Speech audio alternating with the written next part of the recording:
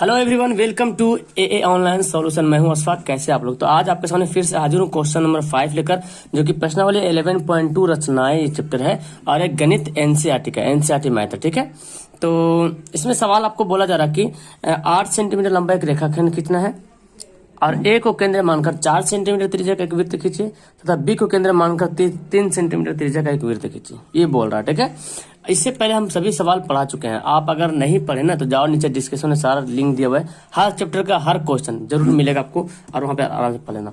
तो सबसे पहले बोलो तो 8 सेंटीमीटर लंबा एक रेखाखंड खींचना है और जो रेखाखंड होगा तो उसका नाम ए और बी देना है और फिर ए को केंद्र मानकर 4 सेंटीमीटर वाला एक वृत्त बनाना है और बी को केंद्र मानकर 3 सेंटीमीटर त्रिज्या वाला एक वृत्त बनाना है। इतना तो पहले काम कर लेते हैं। तो पहले हम क्या कहते हैं, 8 सेंटीमीटर लंबा एक रेखाखंड खींचते हैं। यहाँ देखो, इसको पहले मैं सेट करता हूँ। यहाँ पे 8 सेंटीमीटर लंबा इसको है ना, इस तरह से हो गया मेरा 8 सेंटीमीटर लंबा एक, ताकि इधर बनेगा तो वो भी सेम हो जाए ना। 8 सेंटीमीटर लंबा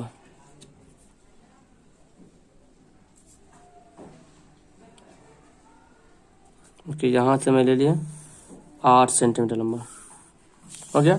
अब क्या करना, ये तो 8 सेंटीमीटर लंबा हो गया हमारा नाम, इसको ए भी दे दिया मैंने, ए बी 8 सेंटीमीटर। ठीक है, अब बोला क्या गया है, बोला गया है कि 4 सेंटीमीटर है ना, ये बोला ना 4 सेंटीमीटर त्रिज्या मानकर, तो इसको नाप लेते हैं। 4 सेंटीमीटर त्रिज्या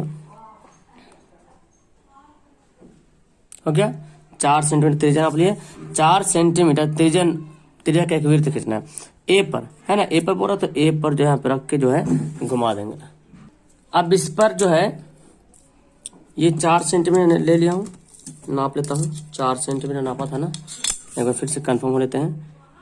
4 सेंटीमीटर क्लियर है, यहाँ पे रखा मैं पॉइंट पे। 4 सेंटीमीटर का एक वृत्त यहाँ पे खींचना पड़ेगा। हो गया 4 सेंटीमीटर का। और बी पर जो है 3 सेंटीमीटर का, है ना। क्या बोलता है बी पर, जो बोलता है वो 3 सेंटीमीटर को बोलता है लेने के लिए। बी को केंद्र मानकर 3 सेंटीमीटर त्रिज्या लेना है, तो बी को केंद्र मानिए और क्या, बी को केंद्र मानिए 3, छोटा करना पड़ेगा जी। तो यहाँ पे केंद्र माना बी को पॉइंट, चलो ठीक है, और 3 सेंटीमीटर का एक वृत्त बना दिया।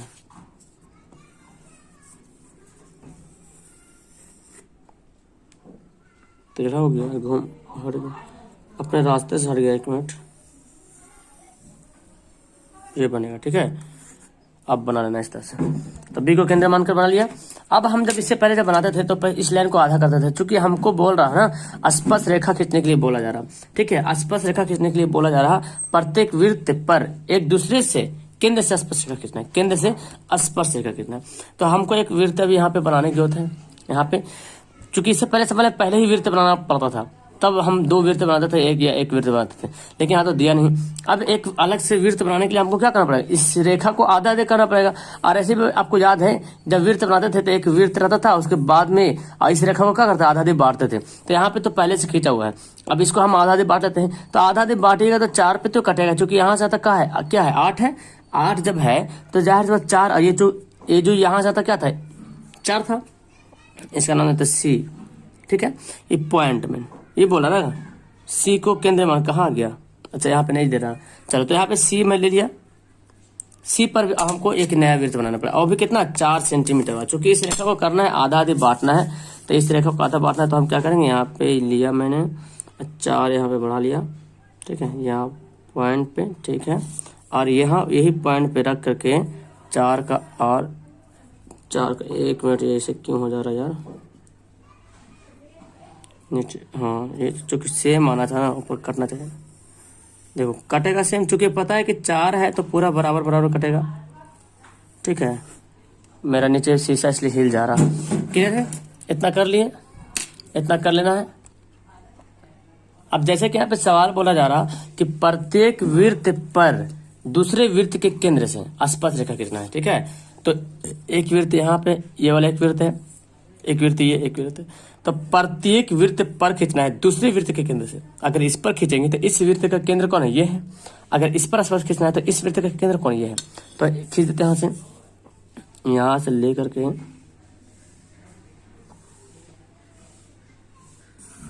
हो गया। फिर यहाँ से भी इधर खींचना पड़ेगा स्पर्श रेखा। क्लियर है। अब इस वृत्त पर भी खींचना है, तो इस वृत्त पर, इस वृत्त का केंद्र से, इस वृत्त का केंद्र को यहाँ पे, ठीक है। मेरा मोटा हो गया पेंसिल और घूम गया था, इसलिए अब देख लेना। उसको फिर यहाँ से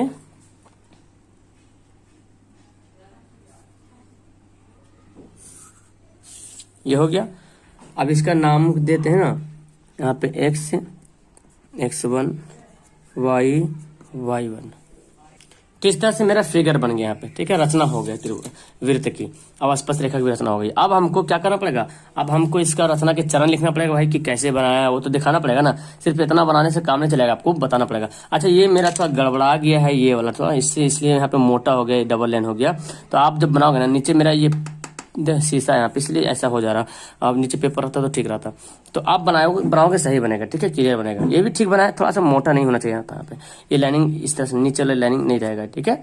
तो फिलहाल मैं आपको बताना मेरा मकसद यहाँ पे क्लियर है। अब हम इसका लिखते हैं रचना के चरण, कैसे कैसे बनाए। तो सबसे पहले तो 8 सेंटीमीटर त्रिज्या का वृत्त खींचा, ये सभी को लिख लेते हैं ना, लिख लिया। उसके बाद क्या कहता है, ए को केंद्र मानकर एक वृत्त बनाया और बी को केंद्र मानकर एक 3 सेंटीमीटर और यहाँ पे 4 सेंटीमीटर वाला एक वृत्त बनाया था, उस बात को भी लिखना पड़ेगा। तो ये बात यहाँ पे लिख दिया मैंने कि ए को केंद्र मानकर 4 सेंटीमीटर तथा बी को केंद्र मानकर 3 सेंटीमीटर त्रिज्या का एक वृत्त खींचा, ठीक है, यहाँ पे लिख देंगे। उसके बाद हम लोगों ने क्या किया था, ए बी का मध्य बिंदु लिया है ना, ए बी का मध्य बिंदु ले लिया सी, और सी पर जो है सी को केंद्र मानकर एक त्रिज्या की रचना किया था, ए सी है ना, यहाँ से त्रिज्या की रचना किया था। जो ए सी और सी बी जो है एक दूसरे को टच करते हुए जा रहा, और कहाँ पे वृत्त जो ए वाला जो वृत्त है ये वाला, इसको x से x1 पे, और ये जो वृत्त है इसको y1 पे। ये देख रहे बड़ा वाला, जब ए बी को जब केंद्र माना और सी पर ए बी को आधा करके बीच में मध्य बिंदु सी लिया, सी को केंद्र माना तो वृत्त बनाया। तो ये वाला जो वृत्त है इस पर x1 और x1 पे काटा और ये y1 पे काटा। इन बातों को लिखना पड़ेगा। अब यहाँ पे उन्हीं बातों को लिख लिया कि ए बी को मध्य बिंदु लिया सी, ए बी को मध्य बिंदु सी लिया, सी को केंद्र माना, और ए सी क्या है, ए सी इसका त्रिज्या है, त्रिज्या मानकर एक अन्य वृत्त की रचना की। तो एक अन्य वृत्त की रचना हो गया। अन्य वृत्त की जब रचना हो गया तो एक दूसरे जो वृत्त है, जो पहले और दूसरे वृत्त था उस पर एक्स वाई और एक्स डैश वाई डैश पर भी कट किया, काटा। ओके, इसको सुधार लेना, x1 y1, ठीक है। अब क्या किया मैंने, ए को जो है देखो, ए को जो है x1 और y1 से मिलाया और बी को जो है x और y से मिलाया, ठीक है। ये बात को लिखना पड़ेगा। अब मैं यहाँ पे लिख दिया है कि इस प्रकार स्पर्श रेखा, यहाँ पे a को x1 x dash y dash से मिलाया, a को x डैश और y डैश से मिला दिया, ठीक है, और b को x और y से मिलाया, ठीक है। उसका फिर लिखा इस प्रकार स्पर्श रेखा ax1 और ax dash ay dash, ax dash ay dash स्पर्श रेखा, और bx और by स्पर्श रेखा की रचना हो गई, ठीक है। अब इसका हम औचित्य लिख लेते हैं। तो औचित्य लिखने से पहले तो आप जानते हैं जी, यहाँ पे जो दिया हुआ ये, इस पर हमको एक स्पर्श यहाँ पे इसको मिलाना पड़ता था, है ना, एक त्रिज्या लेना पड़ता था इस वृत्त के लिए। यहाँ पे इस तरह से स्पर्श रेखा हमको सिद्ध करना है कि स्पर्श रेखा है कि नहीं, औचित्य में वही करना है। यहाँ से ये भी स्पर्श रेखा हो जाएगा, ये आपको मिलाना पड़ेगा, रचना करना पड़ेगा। ऐसा कर लिया। इस तरह इधर भी आपको करना पड़ेगा। तो इधर भी ले लिया मैंने, यहाँ से कहाँ, यहाँ, क्योंकि इस वृत्त की त्रिज्या हमको खींचना था इसे, और इधर भी है, इस वृत्त की त्रिज्या कहाँ जाएगा, यहाँ पे जाएगा, देखो हो गया ना। तो ये मैं यहाँ पे रचना किया। अब आपको पता है जी, आपको पता है कि यहाँ पे जो ये जो अभी तो आपको पता नहीं क्या स्पर्श रेखा, लेकिन इतना तो पता आपको है कि त्रिज्या इस पर कोई भी रेखा गुजरेगी वो क्या होगा, लंब हो जाएगा इस पर। और दूसरी बात ये भी देखो, ये जो बड़ी वाली वृत्त देख रही है, बड़ी वाली वृत्त देख रहे, बड़ी वाली वृत्त, बड़ा वाली वृत्त, ये देखिए बड़ी वाली वृत्त, इसको हम आधा झाँप देते हैं ऐसे। आधा जब झाँपते हैं तो आपको दिख रहा है यहाँ से अर्धवृत्त दिख रहा है, ये अर्धवृत्त बन रहा है ऊपर, ये वाला देखो, ये अर्धवृत्त बन रहा। तो ये जो है अर्धवृत्त पे बना कोण कितना डिग्री होता है, 90 डिग्री होता है। ये भी आपको पता है। अर्धवृत्त पे बना कोण कितना होता है, 90 डिग्री होता है। नीचे भी देखो, ये इधर से आया, ये इधर से आया, और इधर से भी देख सकते हैं। अगर इसको चलो इसको ऐसे देखोगे, देखो इधर से ये भी गया तो यहाँ पे कौन बन रहा, अर्धवृत्त पर जो भी कौन बनेगा, तो यहाँ पे भी 90 डिग्री है, यहाँ पे भी 90 डिग्री, इधर भी 90 डिग्री बनेगा, ठीक है। और इधर से भी देखो, इधर से देखोगे तो ये देखो अर्धवृत्त है हमारा, ये मिला, ये अर्धवृत्त है। तो यहाँ से जो ये कोण बन रहा है यहाँ पे भी 90 डिग्री बनेगा, और यहाँ जो कोण बना ये भी क्या बना है, यहाँ पे 90 डिग्री का कोण बन रहा है, यहाँ पे सॉरी यहाँ पे बना 90 डिग्री कोण, ठीक है। तो हमको पता चल गया इतना दूर हमको 90 डिग्री का यहाँ पे कोण बन रहा, तो अब हमको इसको लिखना पड़ेगा। पहले चल के पहले एक्स वाई को मिलाया, पहले क्या क्या था, ए को एक्स और ए को वाई से तथा बी को एक्स डैश बी को वाई डैश से मिलाया, ये तो लिखना पड़ेगा। या किसी एक ही वृत्त को सीधे यहाँ पे औचित्य निकालेंगे तो इस तरह से भी निकल जाएगा, किसी एक ही वृत्त का करेंगे फिलहाल, ठीक है। अब देखो मैं आपको बताता हूँ, पहले तो एक्स से वाई से मिलाया, देखो ए को पहले एक्स और ए को वाई से मिलाया, जब ए को एक्स से मिला दिए तो देखो ये ए एक्स पर लंब हो गया बी वाई, ए एक्स पर लंब हो गया बी एक्स, ए एक्स पर लंब हो गया बी एक्स, और ए वाई पर लंब हो गया बी वाई, है ना, 90 डिग्री हो गया, जब मिलाया तो 90 डिग्री हो गया। क्योंकि हम जानते, पहले सुना पड़ेगा, हम जानते हैं कि अर्धवृत्त ये जो है ना, इधर से मैं जो बताया था, अर्धवृत्त पर बना कोण 90 डिग्री होता है, इधर भी अर्धवृत्त पर बना कोण 90 डिग्री होता है। इसको मैंने यहाँ पे लिख दिया हूँ क्योंकि हम जानते हैं कि अर्धवृत्त पर बना कोण 90 डिग्री होता है, समकोण होता है, ठीक है। तो ये तो लंब हो गया, और लंब किस पे होता है आप बताओ। ये तो इतना पता है कि ए एक्स क्या है, त्रिज्या है, और ए वाई भी क्या है, त्रिज्या है। और त्रिज्या लंब किस पर होता है, स्पर्श रेखा, जब भी त्रिज्या लंब होगा ना वो स्पर्श रेखा पर लंब होगा। तो अब मैं यहाँ पे लिख दिया हूँ कि स्पर्श रेखा लंब होती है त्रिज्या पे।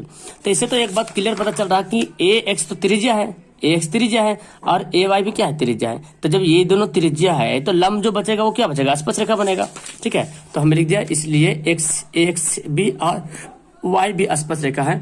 इसी तरह से हम देख लेते हैं, इसी प्रकार इस पर भी देख लेते हैं ना, ये वाला। इसी प्रकार ए एक्स डैश और ए वाई डैश स्पर्श रेखा है, ए एक्स डैश तथा ए वाई डैश स्पर्श रेखा है, हो गया। ये हमारा औचित्य था। तो यहाँ पे देख लीजिए, इसको नोट कर लीजिए, स्क्रीनशॉट ले लीजिए। अब बाकी ये क्लियर है, उम्मीद करता हूँ समझ में आ जाएगा। मिलता हूँ मैं आपको नेक्स्ट वीडियो में। That's all, thank you everyone, have a nice day.